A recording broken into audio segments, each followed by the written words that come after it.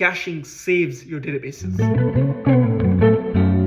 Databases can't always handle the load, but caching changes everything. In the last episode, we saw that every profile endpoint request hit the database directly. The query that we added there was not simple. It was looping over all of the records that we added within the user activities table and computing some sum out of that. Every request computed the same sum over and over and over again, and that is what pushed the CPU to its max capacity. To avoid recomputing the same value over and over again, the idea over here is that to save that value somewhere so we can reuse it. Now the question is that where do we store it? If we store it within some dictionary within our application server, we come back to the same problem we started with, which was the stateful versus stateless architecture.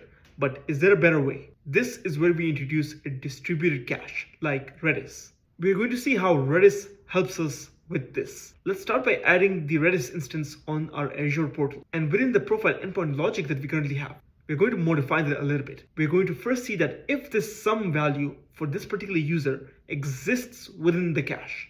If so, we retrieve it directly from the cache. If it does not, then we can go and retrieve it from the database, which is using the complex query that we already have. And now look at this. When we perform the same load test again, while using our Redis cache, we can see our CPU usage has dropped significantly. Even though it is at 80% right now, this is way better than what we saw earlier. Aside from this, let's look at the latency.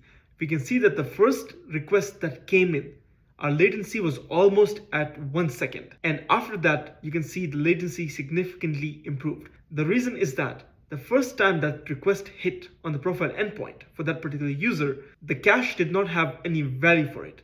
So it went through the database, and the database, we know it was an expensive query and it took about 1 second to retrieve the data. Once the data is present in the cache, now all the requests are going through the cache and not the database. Hence the drop in the latency after the initial request. The cache basically gave our database some additional room to breathe. And that's why